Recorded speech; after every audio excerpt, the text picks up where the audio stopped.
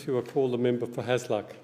Deputy Speaker, let me say I don't think there would be any member in this chamber or this parliament who would not consider workers. They are absolutely critical to our economy and to the way of life that we've come to experience. I rise today to speak on this important motion. It is important because once again it shows the hypocrisy and confusion that exists within this government. On 1 July 2009, Fair Work Australia commenced operations. It was set up by this government as an independent body with powers to carry out a range of functions relating to the safety net of minimum wages and employment conditions, enterprise bargaining, industrial action, dispute resolution, termination of employment and other workplace matters. Fair Work Australia was given a wide scope by this government to independently determine policies that are in the best interests of employees and employers. This motion seeks to undermine that independence by calling upon this House to reject any recommendations that Fair Work Australia may take regarding penalty rates.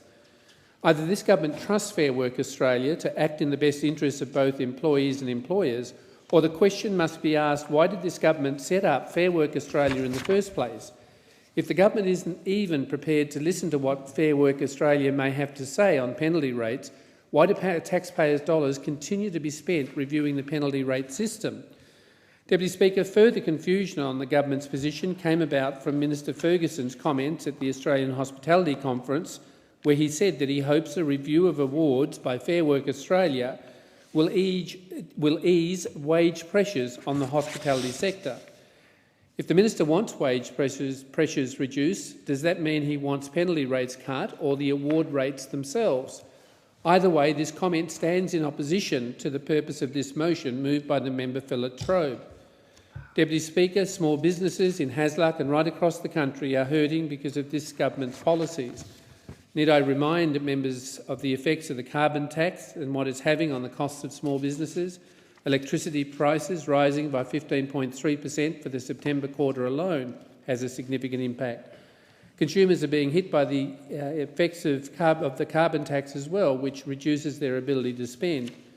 To protect the Treasurer's promised surpluses, we are seeing cash grabs left, right and centre. And Deputy Speaker, on the Today Show last Tuesday, the Treasurer refused to rule out further taxes.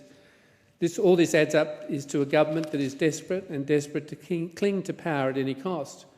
This government will put forward any policy that they think sounds popular regardless of its merits. The reverse is they will cling to any popular-sounding policy without listening to the sound advice regarding, as opposed to rather dismissing out of hand what Fair Work Australia may have to say, and let them do their job and assess what is best for the economy. Once we have the advice, we can then debate not just penalty rates, but all the recommendations that the Fair Work Australia provides in the review based on facts rather than simply on popularist positions.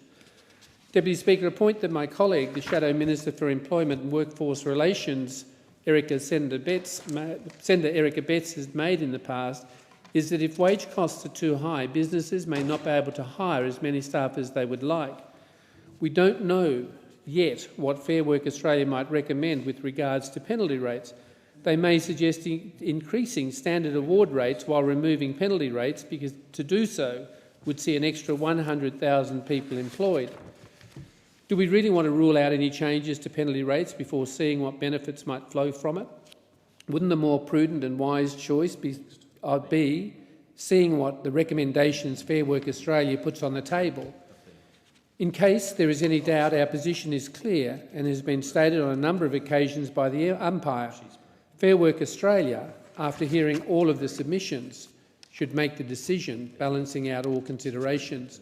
Certainly on matters arising out of the review from Fair Work Australia, it would be my intention within my electorate to consult with all the relevant parties to seek perspectives and viewpoints in respect to each of the recommendations and to reflect those positions within the Parliament and within the processes that will occur.